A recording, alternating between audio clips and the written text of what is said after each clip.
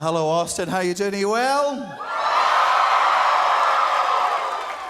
Thank you so much for coming along. It's always good just to, see so many people. And for those of you that have seen me before, seen my stand-up, thank you very much for coming along. And for those of you that haven't seen my stand-up before, good luck. Might not be for you. Statistically, it isn't.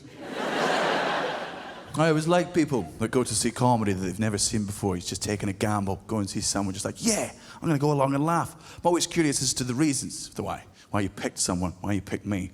And the reason you'll be here if you've never seen me before is because your friend is a big fan of mine.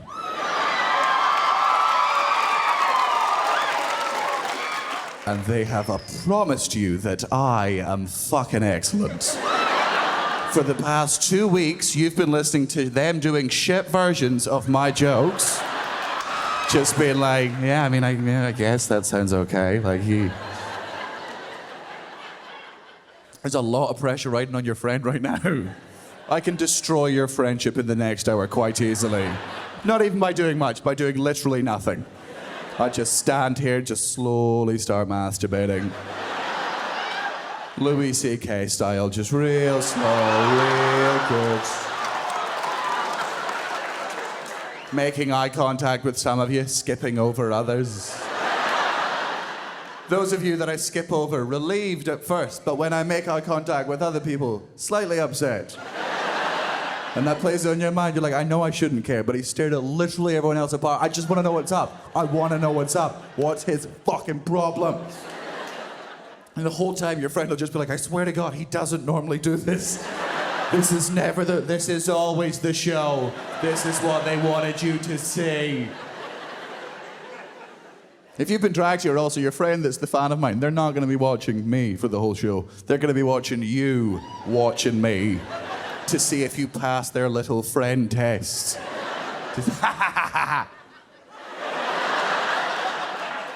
You survive another day. It's fucking nice to be back in America while it's still here. It's good fun, isn't it? Come out and visit the dodos. It's great. Love coming out here. It's fucking insane. In a good way. Don't mean that in a negative way. Well, I think it's excellent. I really do. I love coming to this country just because it's the only country I watch the news in. I don't watch the news in Scotland because there's 9 of us.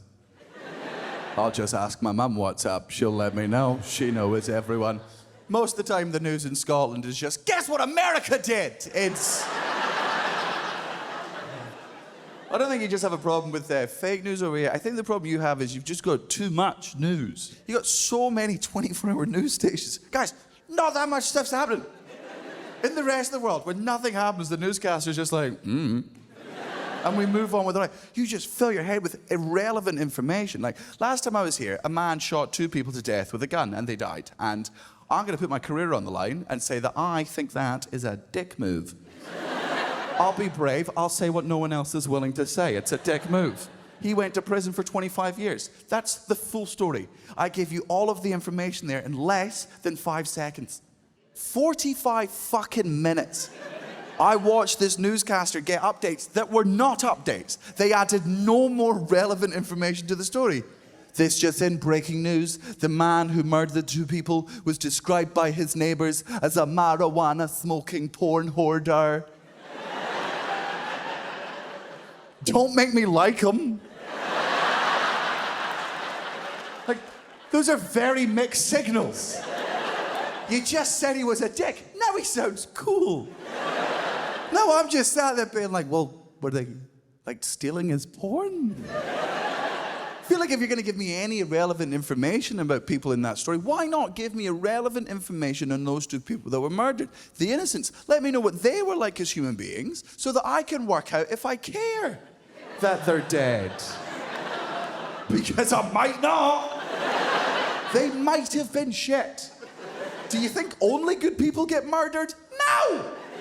Sometimes they accidentally get a cunt, right? And it's up for me to decide whether I'm sad. You don't tell me I'm sad. You give me information and I'll work out how it makes me feel. I'm a big boy. I want them to be like, this just in, one of the men who was murdered was frequently seen by his neighbours purchasing orange juice that had pulp in it. Good. Get his parents too, he learned it from somewhere. Good riddance, I say. How dare he? How dare he call orange juice with pulp in it juice? It's not juice. It's not juice if you have to chew it. Who chews juice? Nobody chews juice. You don't drink food, you don't chew juice. Nobody chews juice. If you're not on board with this routine, by the way, it's this for 5 minutes. I rely on nothing other than the fact that who chews juice sounds funny in my silly little accent. At the end of the show, I cash in on your racism by selling shirts. They say, who chews juice? And on the back of them it says, I do because I'm a fuckhead. Listen, lumps in a drink are unacceptable. If there were lumps in any other drink, you would be seething. Getting a glass of wine. Oh, I love a glass of wine. This is bloody lovely. The fuck is in this? Why do I need a toothpick after a liquid? Apples are a fruit. They make a juice. Is there pulp in apple juice? No. Apple juice has its shit together. Pineapples, also a fruit, I'm told. They make a juice. Is there pulp in pineapple juice? No. Pineapple juice has its fucking shit together, right? And I can see a lot of you very confused by the start of this show. Being like, fucking what is... He's got some very strong opinions on pulp. I reckon, from what I've gathered so far, I reckon Sloss hates smoothies. Wrong. I love smoothies. Smoothies are delicious, please. And that's not a double standard, by the way, because smoothies are honest within their title. They're like, well, it's smooth. That's fine. That is correctly labeled as far as I'm concerned. That's not false advertising. But you've called pulpy orange juice, and it's not juice if you have to chew it. Now! In the interest of fair and reasonable debate, who here prefers orange juice with pulp in it? Stick your hands up. Not going to shout to you. Not abusive. Straight. What's your name, sir? Angel. Of course it fucking is. And are you from Austin? Where are you from, sir? Chicago. Oh, cool. What brings you down here? Me? You came all the way. I'm in Chicago in like 2 weeks, buddy. That's amazing. Thank you so much for coming, Angel. You are indeed an angel for coming. Now, Angel, we live in a world now that's a little bit too polarized. We exist now in a world where if you disagree with someone on one thing, you tend to hate them, regardless of what views they have towards other things, views that you might actually share. I think it's a very stupid way to live your life, and I think it's going to be the fall of Western civilization. So, I'm going to try and understand where you're coming from. I'll then explain my position, and you'll naturally agree with me because I have a microphone, punchlines, and I've set you up to fail. So just so I can understand where you're coming from, Angel. Angel, if you want the taste of orange, right, with the experience of pulp, have a fucking orange. Like you don't want orange juice, you want orange, and they already do those. They're called oranges, right? Now, Angel, whatever you drink in the privacy of your own home, that's absolutely fine with. But here's my problem with you and your people, okay? Right. Let's say I get drunk tonight, as I fully intend to do. These are gin and tonics. My mother didn't raise a bitch.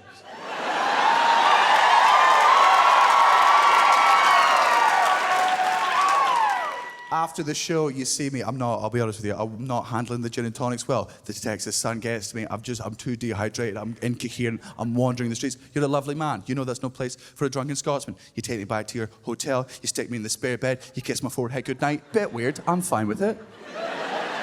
Next morning you wake up, you're like, Daniel, I imagine you're kind of hungover. I've got some juice. Do you want some juice? I'm like, oh, juice with it. But what kind of juice? Oh, Daniel, it's orange juice. Oh, Angel, you are an angel. Orange juice would hit the spot. At that point, Angel, do you specify to me that it has pulp in it? No, you fucking don't, do you? Because you're a bag of shit, right? Just like the rest of you pulp-loving fucks. You never tell us innocent civilians what you intend to do. You just expect us to join in with your kinky fucking fetish. It is unforgivable. It is a dog act. You go downstairs with the promise of refreshment and you come back up with this tangerine miscarriage of lies. Giving someone pulpy orange juice without telling them that it's got pulp in it is the equivalent to shoving your finger up someone's ass during sex, okay? Some people enjoy it. Ask first!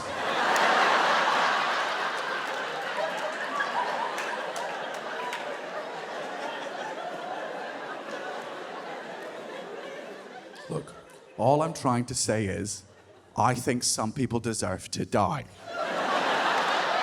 And I really do mean that.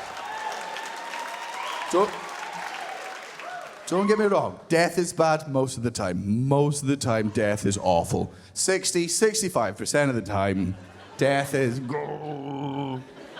But can we admit that occasionally, death is... Spot on with this selection. Really, every death has devastated you. You've never secretly enjoyed one of them. One celebrity or politician you never particularly aligned with, right? They eventually die and no part of your soul goes... And I can feel some of you pulling back, and I understand why you're pulling back, because that statement there goes against your core values. But allow me to remind you that none of you were born with core values. They were all lied into you, okay? You were all raised with the same lie I was raised with. Every life is precious. Every life is a miracle. No. No. Life is not precious. You can make it accidentally. How precious can that be? I've never accidentally made a watch. Life's a miracle. Okay, what bit? Sincerely, what bit? How is it? How it's made? Do you know how you were made? Your dad came in your mum? That's only a miracle if she's hideous. That's... What a horrible thing for you to say about your own mother. And your mum didn't come because your dad's bad at it. And some of you still disagree. You'll be sad at being like, no, Daniel, no, that's not true. No, I value all life on this planet. No, you don't. Nobody values all life on this planet, right? And I can prove it to you. Let's say I give you a magical list. There's 100 blank spaces on this list. You write down the names of any 100 people. The second you write down their name, they will die instantly and painlessly, and it will never be traced back to you. I give you this list. Can you honestly tell me you do not think that you have the capabilities to make the world a slightly better place? I just watched 900 of you go. I mean, off the top of my head, I could give you 6. Like, let's not even get political. It's too fucking easy in this day and age to stick a flag in the sand and have half the people clap about where you chose to put your flag in the sand. Let's keep politics out of it, and let's just go around just people that, you know, just don't deserve to be here anymore, right? Instead, this list doesn't exist, and it's never going to exist, okay? And if it did exist, I wouldn't share it with you. I've got enemies, mainly in Indiana. They know what they did. I'm just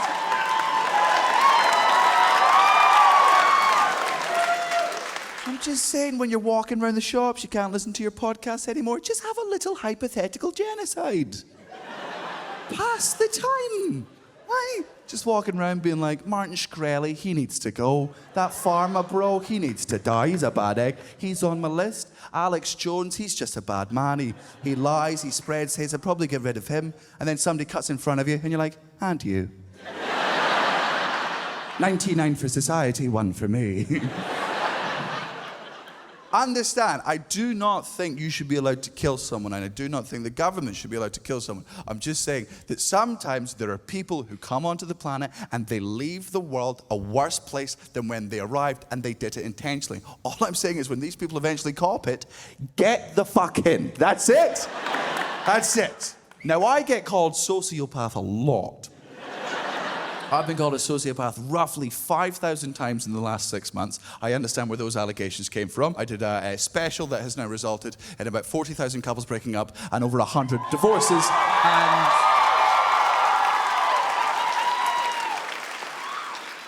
some 100... Did you get a divorce because of my show?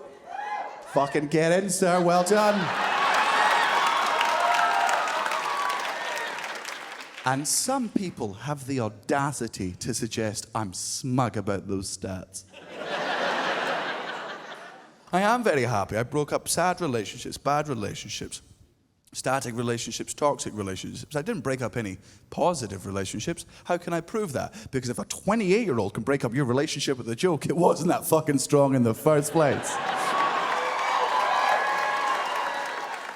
Jigsaw was originally meant as a love letter to single people. Just let you know that there's nothing wrong with being single. It's a perfectly normal thing. It just happens to resonate with a lot of people and make them sort of make good decisions for themselves. And none of it was true love. I love true love. I know it. I'm not a fucking skeptic when it comes to that shit. I'm a proper romantic. I know it's fucking real. Because I see it my parents, man. 30 years they've been married. To this day, disgustingly in love with each other. And I know it's real love because at least once a month my mum will phone me up randomly out of the blue and she'll be like, I'm gonna fucking kill him. And every month she doesn't. True love. You've not seen true love until you've seen your mum hurt herself and your dad go, like, he obviously checks, but he's like, are you okay? But I've been called a sociopath well before I started stand-up, in all honesty, and I have a general rule for myself. If more than 5 people accuse you of being something, have a check. It's unlikely that they had a meeting. So I did some research, right? There are 15 personality traits that define a sociopath. If you have 10 or more of these personality traits, you are a sociopath. The average human being will have 3 of these personality traits. I have 7. 8 if I'm hungover. Not enough to be concerning, but enough to be concerning. I want to think back to the first time I was called a sociopath to see if I remembered, and I do because, you know, you never forget your first. First time I was called a sociopath, I was 8 years old. Yeah, it's a bit young. It wasn't by a doctor or anything like sort of scientist or psychologist, it was by my gran, which is worse. Now, there is context for this. I was strangling her to death, and they were her last words. No. My gran and granddad, they own a caravan, which is like it's a shitty trailer that middle-class people live with in the UK. And it's like a holiday thing. Now, they own a caravan, and it's in a place called Dornoch in the north of Scotland. And every summer, my grandparents would invite their grandchildren up to spend a week in this caravan because they're old and they've forgotten what children enjoy. You know that age that your grandparents get to where they invite you to shit things and you have to go because they'll die soon? And your parents don't want your last words to them to be, no! And then 20 years later, they're still alive, and you're like, you fucking assholes, god damn it. Well played, vegans, well played. You win this one, and only this one. So my gran's up there, right? I'm sat outside, she's enjoying the sort of sun, and she's reading Reader's Digest. Now, in this particular issue of Reader's Digest is a sociopath test. This psychologist claims that he's come up with a story that has a question at the end, and he alleges that people who are sociopaths will get the answer to this question instantly, but people who are not sociopathic will not get the question right. Not only will they not get it right, they'll be confused by the question. It won't make any sense to them. My gran's obsessed with the idea of this. She's desperate to know if she's a sociopath. She's not. That's the first sign of knowing. Right, she's the nicest woman I've ever met. I'm 28 years old. She still blows on my soup if she thinks it's too hot. Yeah, she's a sweetheart. She's racist as fuck, but despite that, she's, you know. My gran's saying there. Now, I didn't know what she was doing at the time. I just know that she failed the sociopath test. She never told me that she failed it. I just remember her sitting there being like, oh, a sociopath test. Being quiet for 5 minutes and then going, no. Which is arguably the most sociopathic thing she's ever fucking done.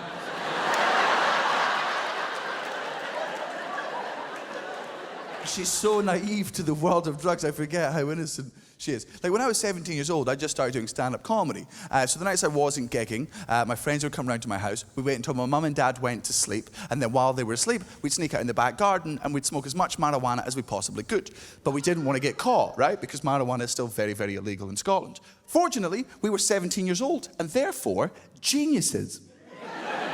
So we decided that before we came in, we'd just douse ourselves in aerosol, just deodorant cans, just all the time. Because that's a normal thing that people go outside to do.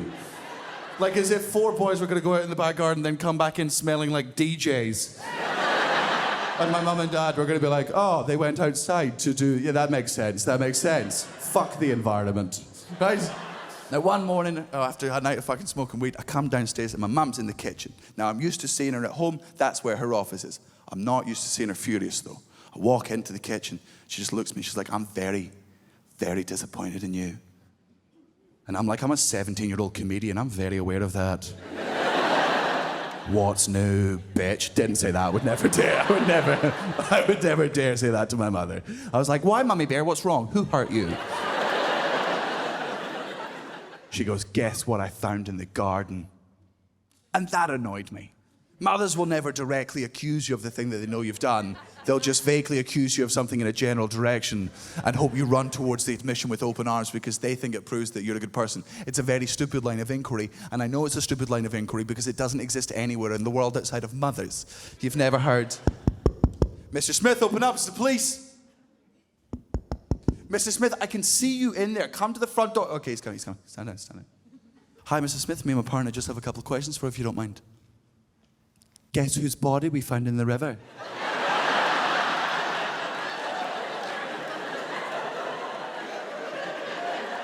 Was it that guy who I murdered? Oh, fuck. Oh, how did you get me to do that? Oh, you got me, Officer Mum, you fucking moron. Guess what I found in the garden? Dog shit. She doesn't say anything. She goes into her back pocket, she brings out an empty can of deodorant, sticks it on the table. And I'm like, fuck, I've been rumbled. I'm terrified that I'm about to be in trouble. But I am also secretly impressed by my mother's levels of deduction. She's worked out I'm a drug addict from an empty can of aerosol. I can't fathom that level of intelligence. I'm sat there looking at this checkmate piece, trying to work out how I'm out of the game already. Just so fucking confused, trying to fathom that level of intelligence. She mistakes my silence for me being like, well, I'm gonna play it cool. I don't know what this is. I have no idea what this is. She sees me and she gets more angry. She's like, fine, I'll say it. This is how naive my mother is. I'll say it. You and your friends have been sniffing deodorant cans.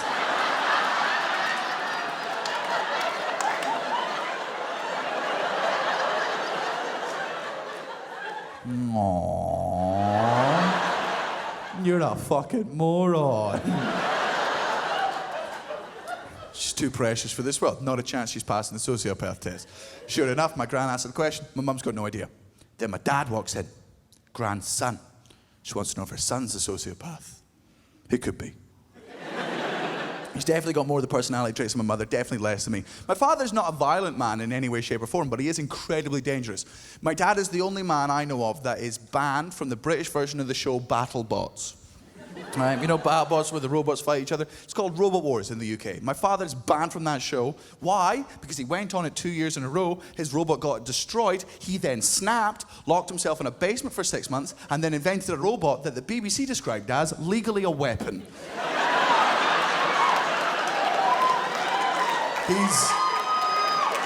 He's also very coldly analytical. His sense of humor is one of the funniest, but I don't want to say cruel, but right, here's an example. When my mother was diagnosed with my youngest brother, she still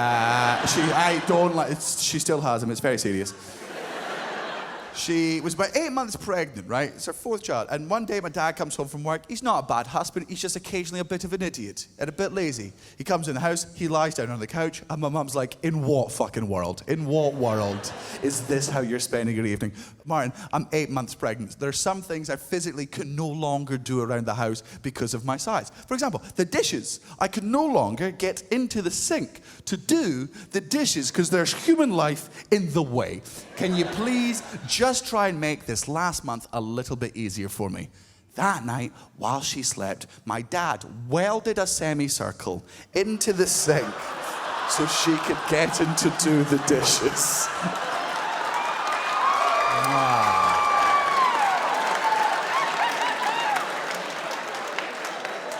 That's fucking sociopathic.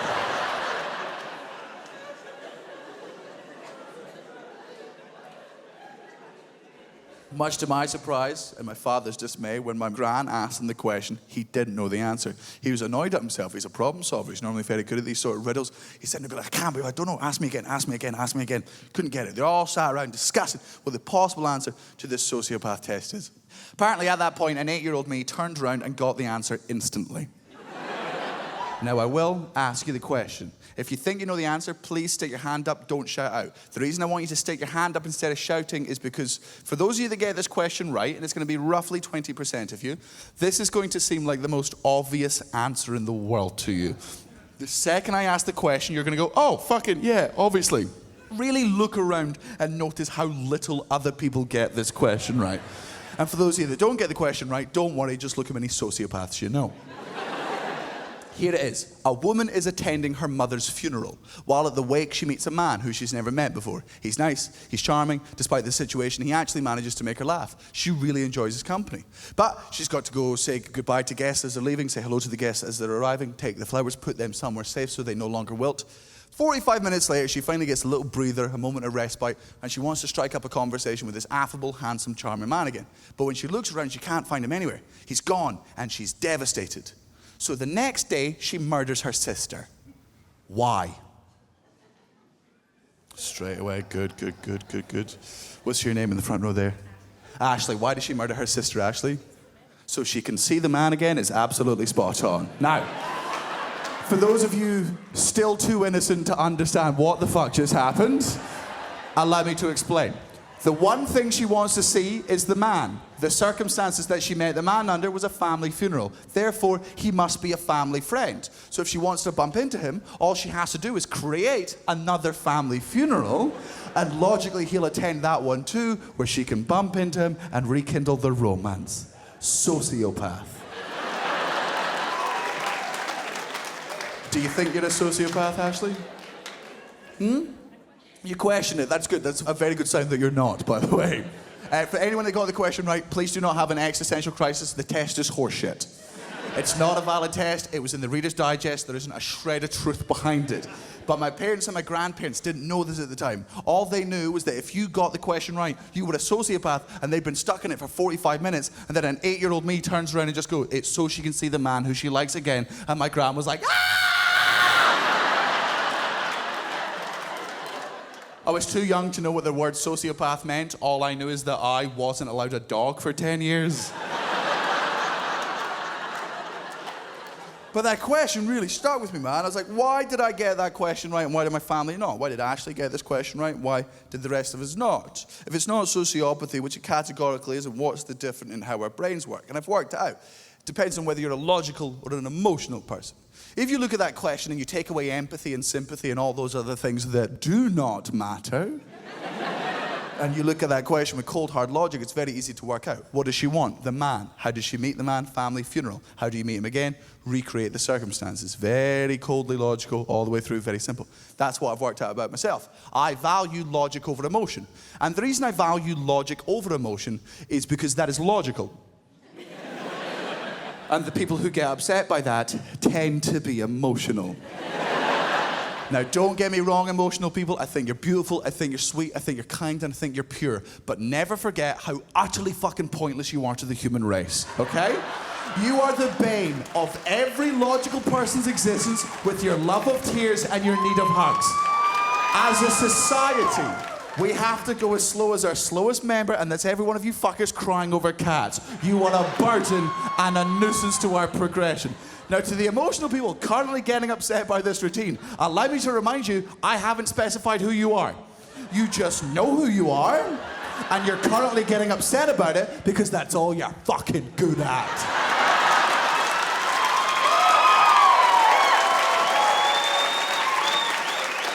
You are never happier than when you are the victim. But why would you say that? Because you're like this. You're the end of reason. You're the end of rational debate. And you are the reason why Trump is president. It is on you.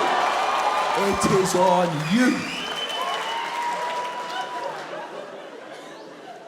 Emotional people, right? I think you're great. Most of my friends are emotional. I know you're kind. I know you're pure. But it's just, you know, you're good for some things. Of course you are. Of course you are. You're good for poetry. The lowest form of art that currently exists. And I say that as a comedian. You're also good at fucking. I'll give you that, emotional people. You are very, very good at fucking. Because for you it's not fucking, it's making love. There's eye contact, it's old school, you know their name, I respect it. Never have sex with a logical person. We're too coldly analytical about the whole process. Just... Linda, I've read 2 books on this subject. If you're not coming, it's because you're broken, okay? Oh, here come the tears. Also understand, when I say emotional, I do not mean having emotions. Having emotions doesn't make you emotional. That makes you a human being. We all have emotions. I have emotions. Emotional people are the ones that do not keep control of their emotions. They brag about the lack of control they have over them. I lost my shit. I went mental. Go to jail. If I bragged about losing control of my car with the same audacity you brag about losing control of your emotions, I would rightfully be never allowed to drive again. There is nothing impressive nor endearing about not being in control of your emotions. It is pathetic and it is weak. Okay, that was sociopathic. Understand, I do not think crying is weak. I'm not going to be one of these men that tells you out there, be like, no, crying's for the weak. Crying's the best, man. Crying is the tits. If you don't do it enough, I recommend you do. It's like bleeding a radiator. You just get that fucking stress out from time to time. Sometimes I will stop myself from crying, of course I will. Not because I think it's weak, but just because I don't think it'll logically help the situation I'm in, right? I don't know if you've ever been in a stressful situation with a bunch of friends. You're all trying to get through this horrible moment. Then one of your friends gets so stressed that they start crying and you're like, yeah, that'll fucking help. This is excellent. Now I have 2 problems. In that moment, I'll be the one to suck it up, nominate myself to be the one to be like, right, I'll just not cry. And I know that's not healthy. Bottling up your feelings not good. That's why, if I ever have to prevent myself from crying, I will force myself to cry. Right? I'll get into bed. I strongly recommend you do this. Right? Just do it once a month. See if it works for you. It's better than most forms of meditation. 2 bottles of wine. Get into bed. Drink one of them in under 45 minutes. Then watch YouTube videos of soldiers coming home to their dogs. And I promise you, it's just... If that doesn't get you crying, deaf babies being given hearing aids. Or if that one doesn't go, here's what, I don't know if you know what chroma glasses are, but basically there's colorblind people can't see color, hence the name. And so they're given these glasses, which means they can see in color for the first time. It'll be a Friday night. All of my friends are out doing cocaine, and I'm alone in bed being like, he didn't know the color of his daughter's eyes.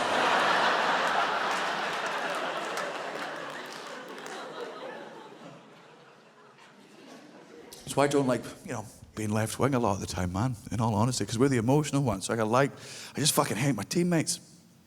A lot of the time I do wish I was right wing. Looks so easy. Right? Because the right wing don't really care how right wing you are. They're just happy you joined in. Do you love Trump? Yeah, love Trump. Do you hate abortion? Yeah, hate abortion. Do you hate the gays? Oh, not really. You'll learn. That's it. You're still part of the team. Here's your hat. Who gives a shit? Being left-wing has just turned into a competition of who is the most woke, and I'm bored of the game, man. It's like, being left-wing, it's kind of like being in the fucking trenches, right? And the enemy, they outnumber you. There's more of them. They're better organized, and they're winning. And you just sat there in the trenches and be like, oh my God, they outnumber, oh God, how the hell are we going to beat these cunts? Why did you say cunts?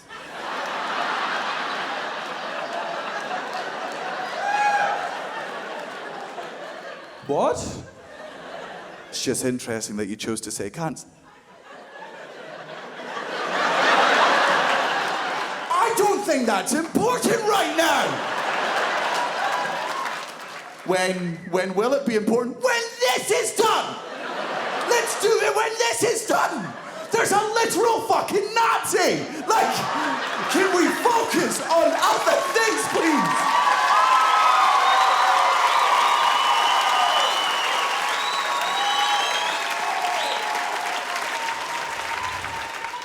And to the lefties, let's get them! No.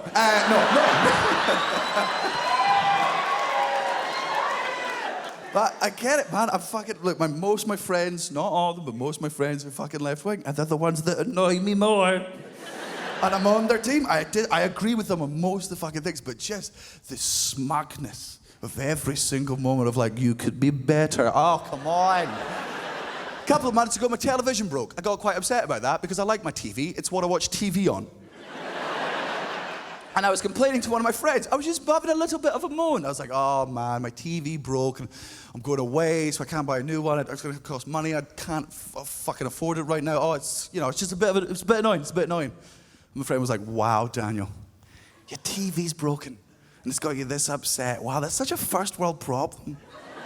Such a first world problem. You know there are kids in Syria who don't even have TVs. They don't even have running water, and you're complaining about your TV being broken. It's not that bad when you think about it. In the grand scheme of things, when you put things into perspective, things could be a lot worse, couldn't they? Fuck off. Like, just because bad things happen other places doesn't mean I don't get to have a concept of sadness, man.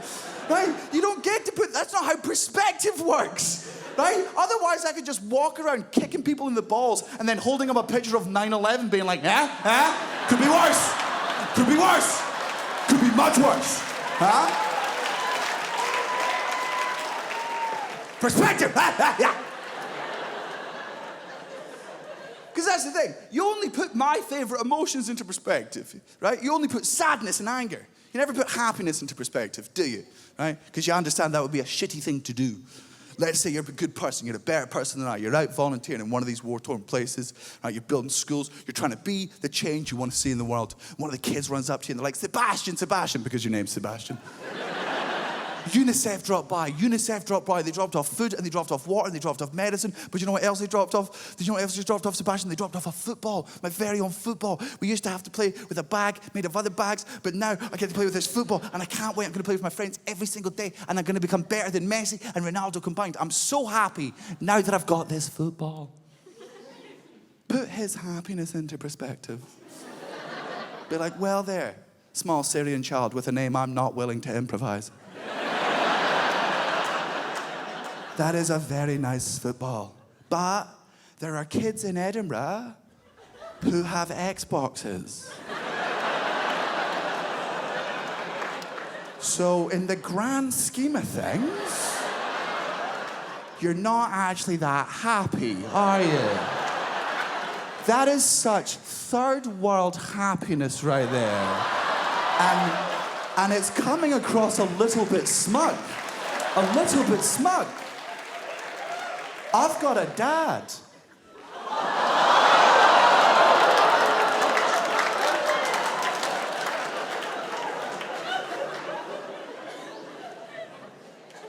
Sometimes my friends in the left, they come up with campaigns that are so easy to support. Free the nipple, in. I don't need to hear it anymore. I'm straight in. Yeah. That one. Woo.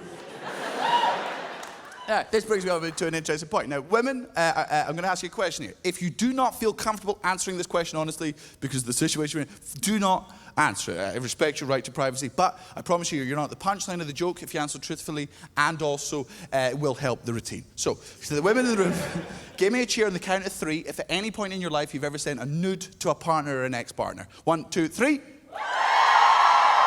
Amazing. Lovely. Thank you very much for cheering, but also thank you very much for doing it. I don't know if you've ever been thanked before, but fucking yes. I think it's such a nice thing to do. What a kind thing. What a kind thing to do for just another person. Just good on you. I don't know when you do it. Like, I don't know what mindset you have to get yourself into to send nudes. In my head, what you do, right, is it's when you get out of the bath or the shower and you got your towel wrapped around your titties and you got your hair up in that stupid fucking thing. And you run past the mirror and it's a bit steamy, but not too steamy, and you're just like, la la la la la la la la.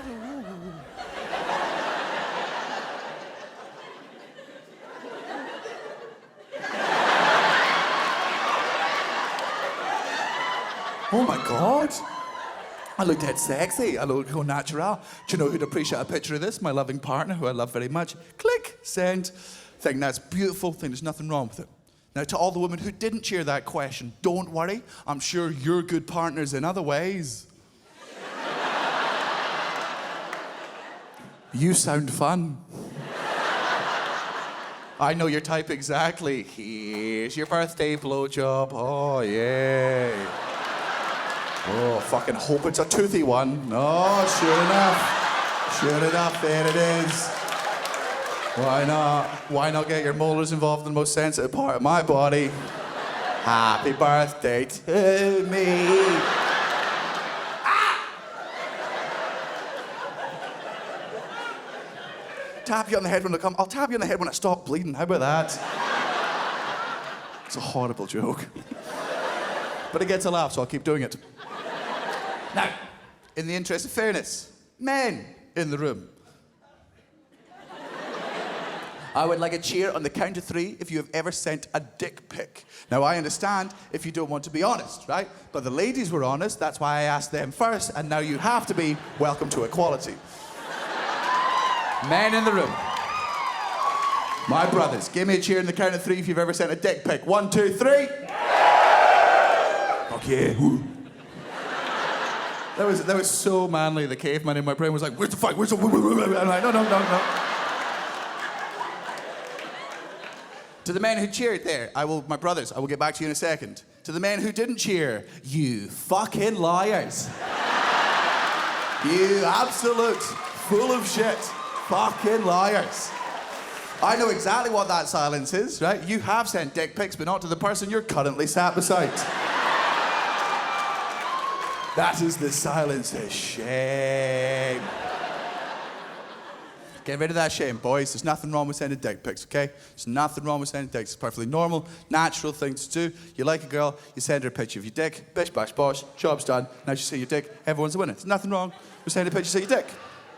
As long as the following criteria is met. The person that you sent a picture of your dick to said the words, "Send me a picture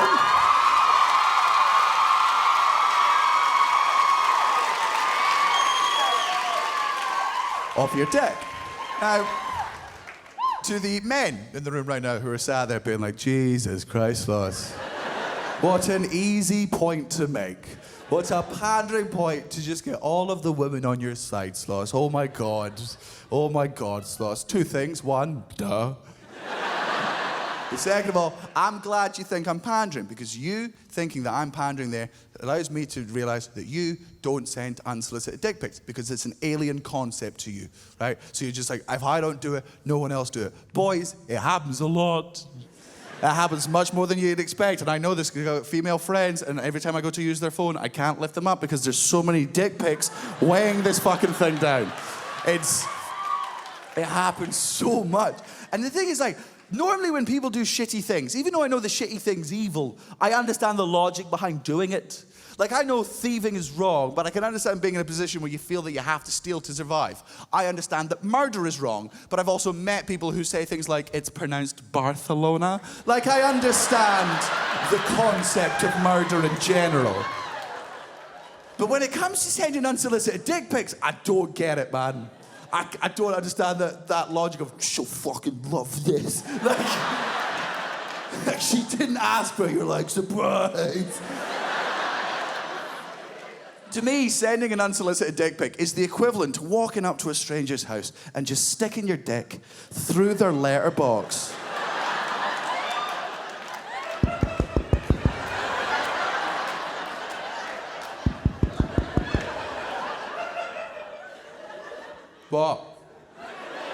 What? But they might suck it. How am I meant to know if they'll suck it unless I give them the option to suck it? If there was another way, I'd do it. Now, fourth wall breaking here, just going to be honest with you. I've done that joke quite a few times, and it goes down very well in the UK, right? But it's never really fully translated here in the States. And it's always bothered me, because I've always been very good at being able to bring jokes across the pond and translate them well. So I'm like, why does this not work as well in America? And then I realized, you don't have letterboxes. In the UK, there's just a hole in your door, and the postman sticks post through it, and then the post is in your house, which you don't have that. So when I'm doing that joke, in your head, I'm just at the end of your driveway.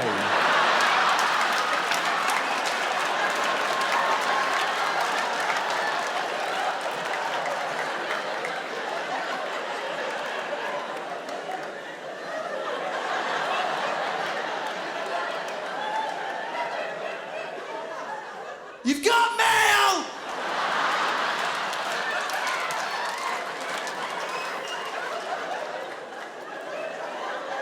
Is he still out there? What is he doing? Well, the flag's up.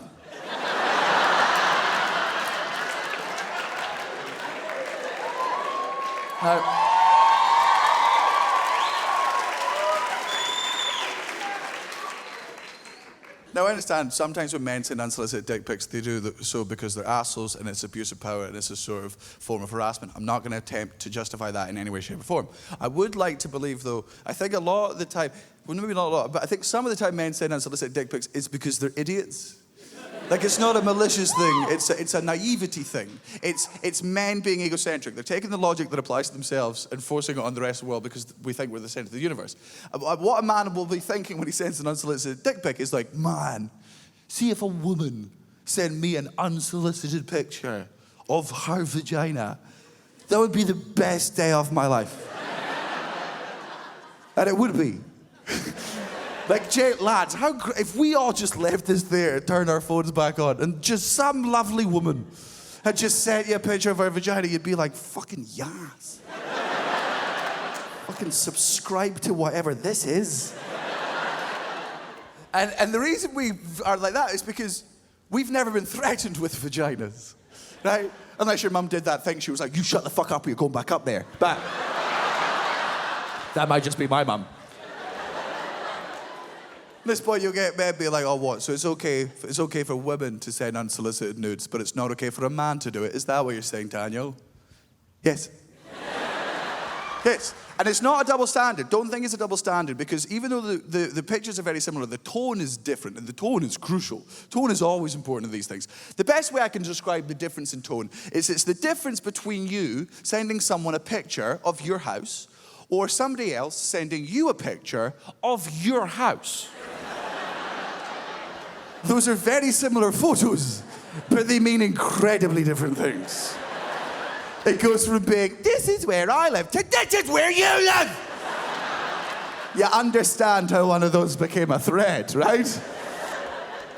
And that's it. I would love to live in a world, right, where you just start chatting to a girl, you get on very well, right? It's just you meet her in a bar, you meet her out and about doing whatever you do, you give her your number, you're like, balls in your court. She goes away, she's like, I will text him. I will text him, he was nice. Better let him know I'm interested, though.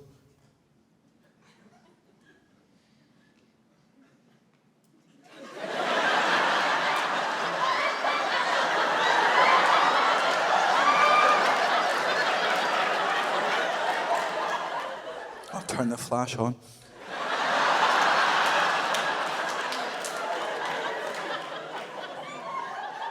This is just her selecting Snapchat filters. Look, when it opens up, a rainbow falls out.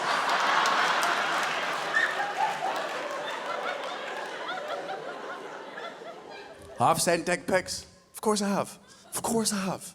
Of course I have. Of course I have. Of course I have. Of course I have. Of course I have. What are you talking? Of course I have. My phone has a camera on it. And I have a dick. What conclusion did you think I was going to arrive at? And to my brothers out there that are sending solicited dick pics, do not let the rest of these monsters ruin the good thing going on, right? Fucking fight the good fight. If you're still a bit ashamed of your dick pics, I get it. I've seen my own dick pics. They're, there. But just compared to the nudes that women send, it's just better. Women, I don't know if every single one of you fuckers went to art school, but the effort in these little, there's lingerie, there's angles, there's lighting, there's a fucking drape somewhere. Like, even though it's a photo, somehow music is playing in the background. Whereas men send dick pics like they're trying to sell a used car. Just like, this is what I see. Now you see what I see. Do you like what I see? I like when you see what I see. Oh, you want another angle? Don't worry, baby, I got 2 of them. This one like a mugshot, like he's been a bad penis. Like...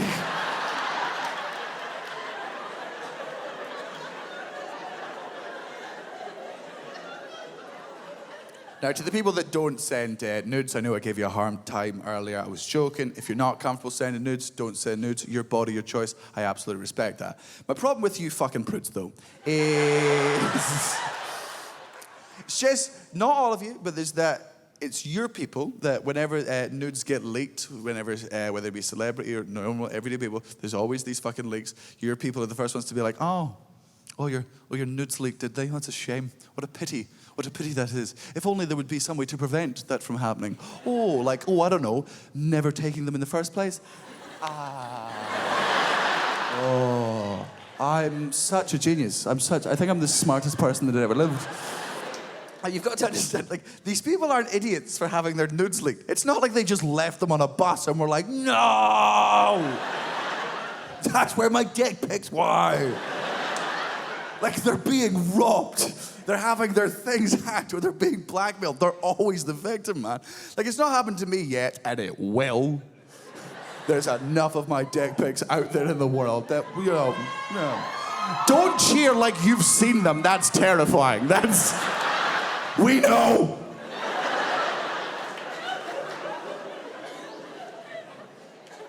One of my friends there's a video of my friend masturbating that was leaked online. Now, he's not an idiot for this. Yeah, he's a bit funny, I agree with you. But what happened was he was talking to this girl for 3 months. Now, it wasn't a girl. He was being catfished. But he's not a fucking idiot, man. He knew about catfishing. So when he was talking to her over the course of 2 or 3 months, they Skyped. They FaceTimed each other, right? Technology's got to the point where they were able to sort of put a face over the face, or make it look like it was a girl talking to, bit fucking blind. But that's who he thought he was talking to for the entire time. So he trusted her over the course of 2 months. After about 2.5 months, she was like, hey, we should do a mutual masturbation session. And he was like, well, I'm not an idiot. You go first. And they managed to get one of the very, very many videos of women masturbating on webcam online. They superimposed it into the thing. That's who he thought he was doing it with. Trusted her, got his dick out, started masturbating, filmed the entire thing. Afterwards, they were like, we know who you are. We know you got a bit of money. Unless you give us this amount of money, we're going to release this video and ruin your career. 200,000. 200,000 times I've watched that video. Of course I have. He's one of my best friends. I send him photos of it every day, being like, that's your face when you come. Ha ha.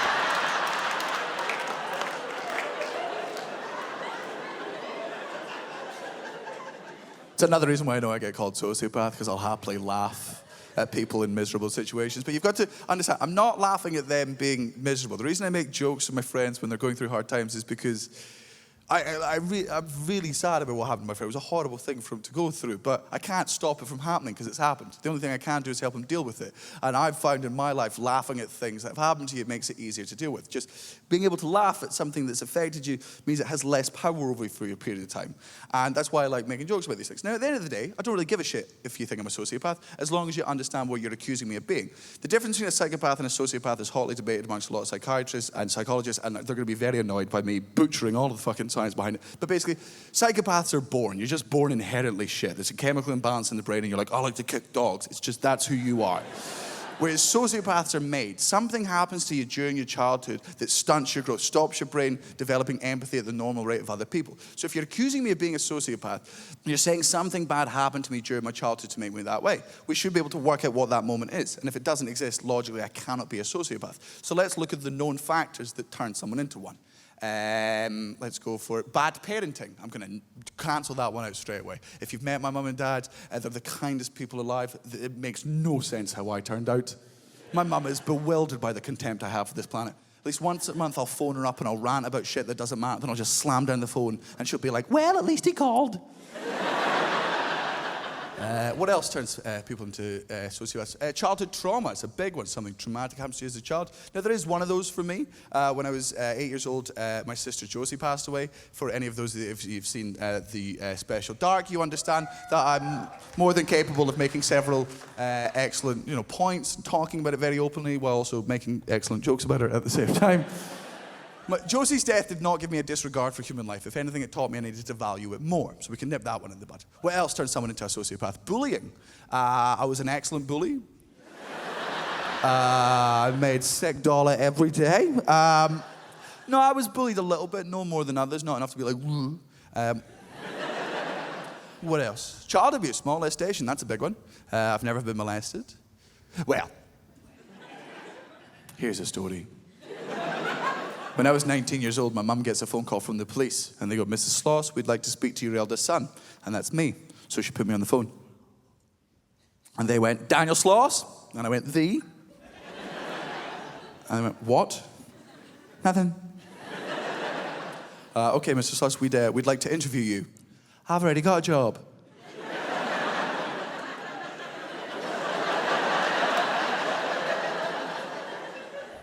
Sorry. I love trying to make police officers laugh. Because I'm white and I'm allowed to do that. And... No. You're not angry at the joke, you're angry at the truth within the joke, right? I'm not woke for making the observation, you're not woke for getting upset. Let's all move on together. I was like, what's the interview about? They were like, we can't tell you over the phone. Do we have your permission to come round to your house and interview you then? And I said, no. They're like, why not? I'm like, because this could be a trap. A trap for what? What have you done? Nothing. Then it's not a trap, is it? Fuck, good point. You'll make detective one day.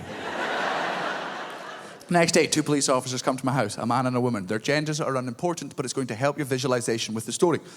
My parents are not allowed to be in the room with me while I'm being interviewed. It's just me and the police. And I'm like, am I in trouble? They're like, you're not in trouble. You were just either the witness or the victim of a crime several years ago. And I was like, oh shit, okay. What crime?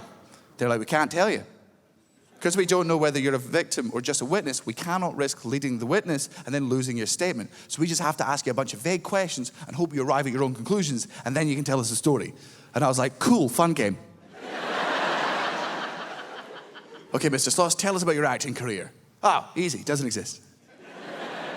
But you have done acting before. No, not really. Yes, you have. Well, I mean, I have. Yes, you have. I'm not the kid from Home Alone, man. Is that what, like... I get that all the... But it's not like...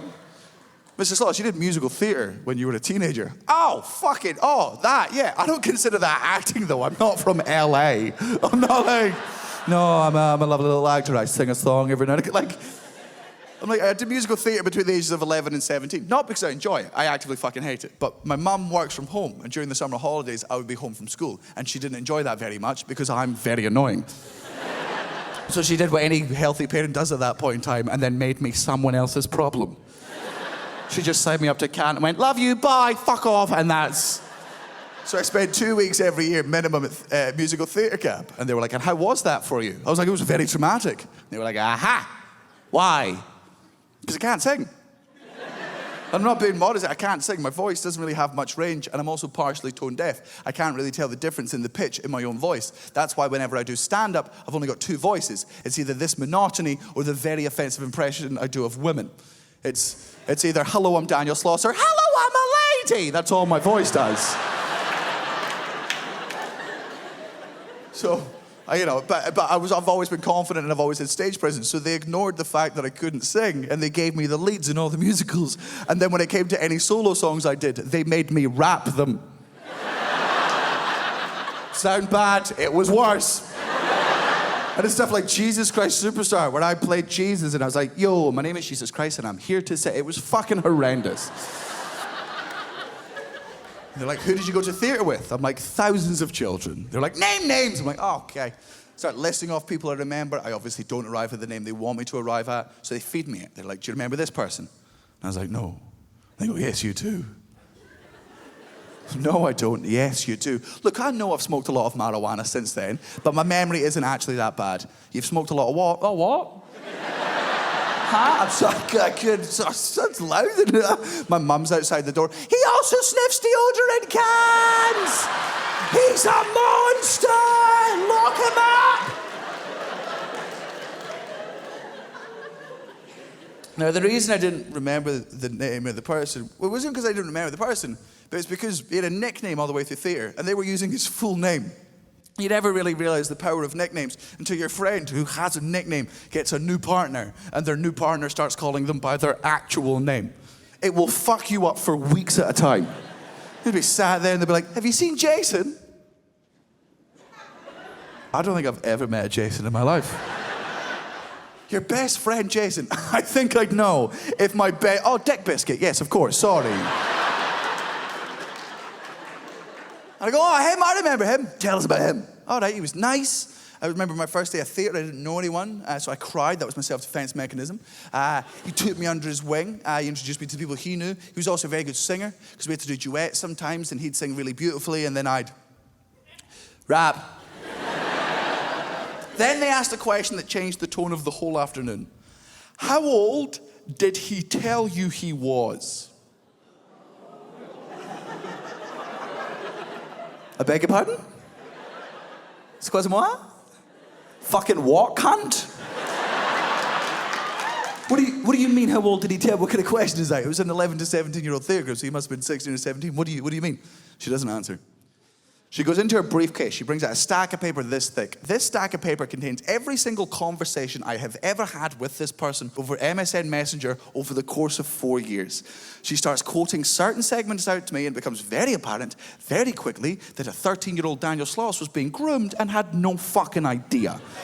And when I say painfully obvious, I mean like, gah. Turns out I'm as bad with pedophiles as I am with women. Like I just don't pick up any of the signals. I'm like, me, stop it. No, come on, no. She says, tell me about the yellow trousers. And I was like, oh, fuck, I remember the yellow trousers. I don't know if you've ever had a memory just come out of nowhere and fucking hit you. I was like, oh my God, the yellow trousers. She's like, why are you reacting like that? And I was like, because you've just put them in a very different context. In one of the musicals, I needed to wear full yellow. I can't remember why. It was just the character wore full yellow. And I had a yellow shirt and I had yellow shoes, but I didn't own yellow trousers because who fucking owns those? Turns out this guy did, and he lent me a pair of yellow trousers for the duration of the musical. She goes, good. That brings us to June 3rd, 2004. He said, hey, Dan, do the yellow trousers fit? You said, yeah, thanks, man. He said, why don't you turn your webcam on and show me you trying them on?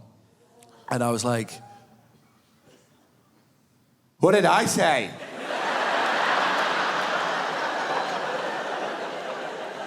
like, did I do it? like, I don't know, it's the next thing, it's just a video of me on your iPad being like, see, they fit. Like, what? What is this?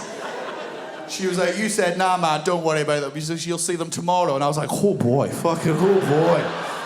Open with that. She goes, can we proceed? And I'm like, absolutely, we can proceed if it helps the investigation. What's your next question? Mr. Sloss, do you remember what you said July 17th, 2004? Yes. Really? Nah! He said, hey, Dan, do you masturbate? You said, yeah, sometimes. He said, what do you masturbate to? You said, your mum, lol, and logged off.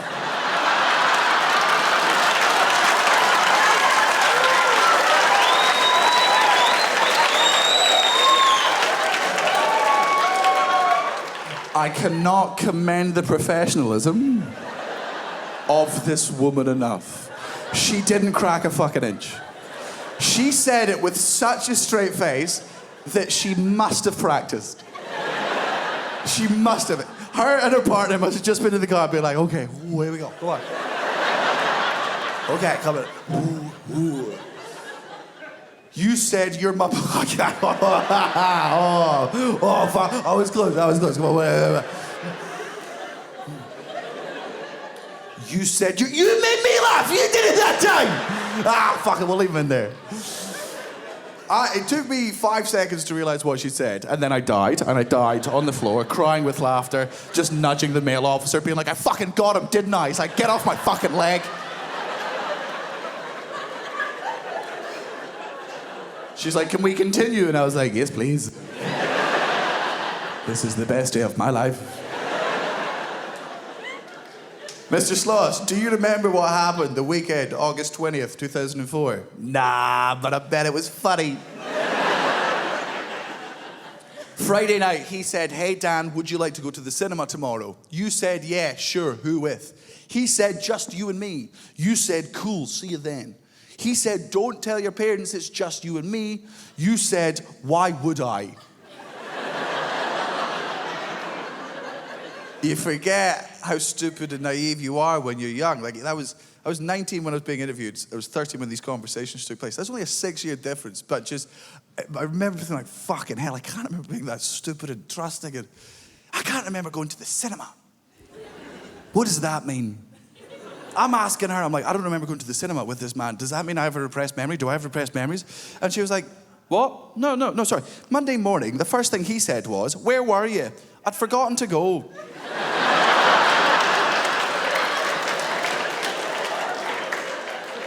This poor paedophile. He's always so close. He's so close. And I just slip away every time. Every time. Like I know he's evil, but he must be so frustrated. It must be so annoying for him. Just sitting in the cinema, melting ice cream. He's like Wile E. Coyote and I'm like the Roadrunner, just me, and I just disappear. He's just there molesting the cloudy outline of where I was, like, this isn't the same. I'm making these jokes, I'm laughing. She's listening to the jokes, she's not laughing. She's like, do you find this funny? And I was like, yes. Because you haven't told me what's going on. All you've done for the past hour is gone, hey, do you want to know how funny you were when you were 13 years old? Don't get me wrong, I have arrived at a conclusion I think you suggested I was going to arrive at. But if you want me to explain why in just this particular moment I'm laughing, because comedy equals tragedy plus time. And this was clearly very nearly a massive tragedy, and a lot of time has passed since then. Right? And it's just, in all honesty, it just tickles me to find out that when I was 13 years old, that I accidentally cock-teased a pedo. And when I said cock-teased a pedo, she cracked. She went, I went, oh, yeah. Her partner was like, shh, in the car. Yes, write it down. Of course, write it down. That's hysterical. I was like, what did you mean? What did you mean when you said, how old did he tell me he was? What did that question mean? She goes, well, the time he was at theatre with you, he wasn't 17 years old. He was 21. He just looked incredibly young. He'd been taking advantage of this for a couple of years. We also know that he was a volunteer at a local school. And I was like, ow, like that's not funny.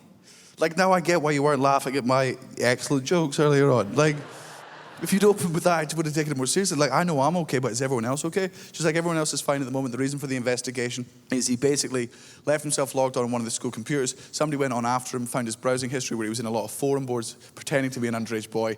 We then confiscated his laptop, and we found conversation like that on that, and we're following the traces of all of those. Now, I know there's a lot of tension in this room, so allow me to spoil the ending, but reveal he never managed to do anything to anyone. He is still in prison, and he will be for a very long time, so just, it's...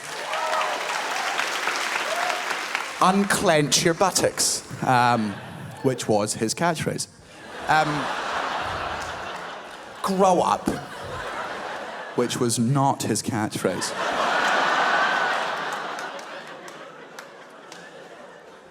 The interview goes on for about 3 hours altogether. I've got to convince them I'm not lying or hiding anything. At the end of it, they thank me for my patience, and I thank them for the routine.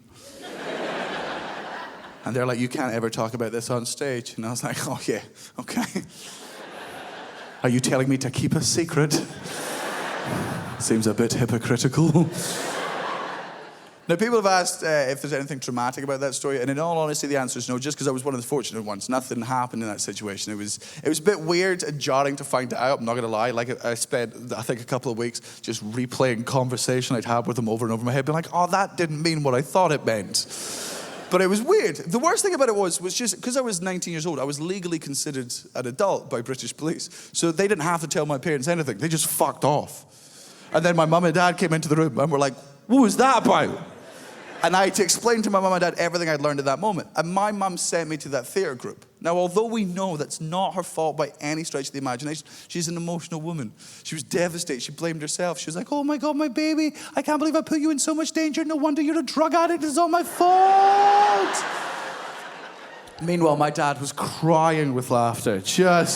My dad's just been like, oh, cocktease a pedo. That's a belter. That's an absolute belter. Did she laugh at that? Yeah, she must have done. Of course she did. She'd have to be dead not to.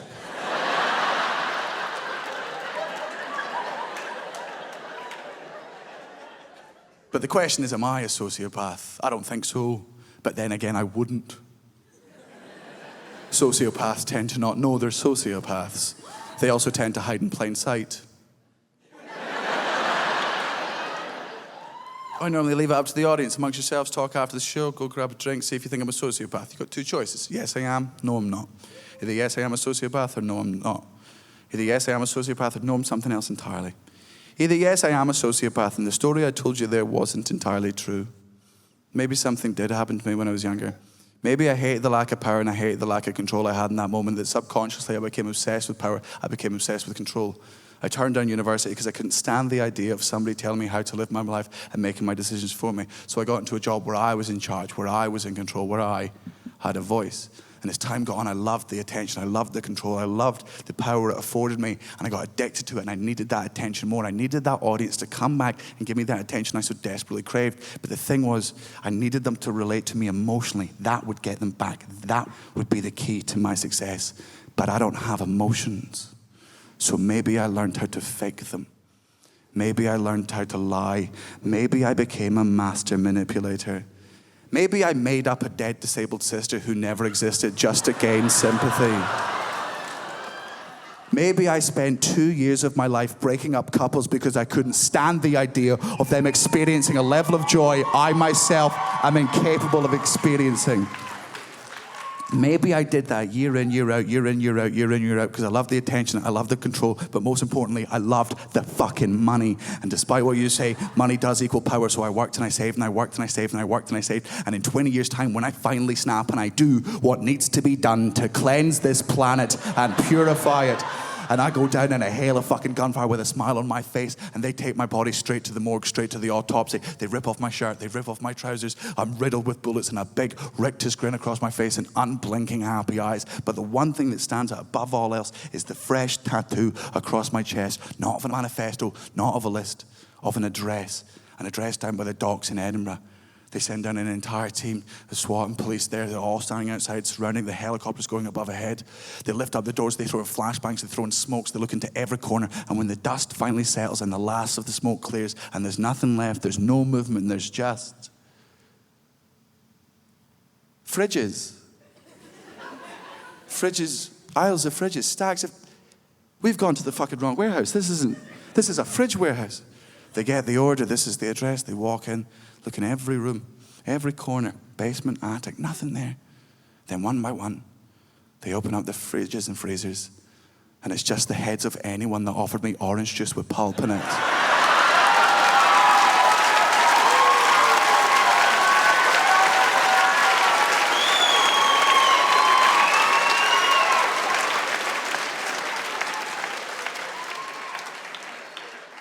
So it's either that,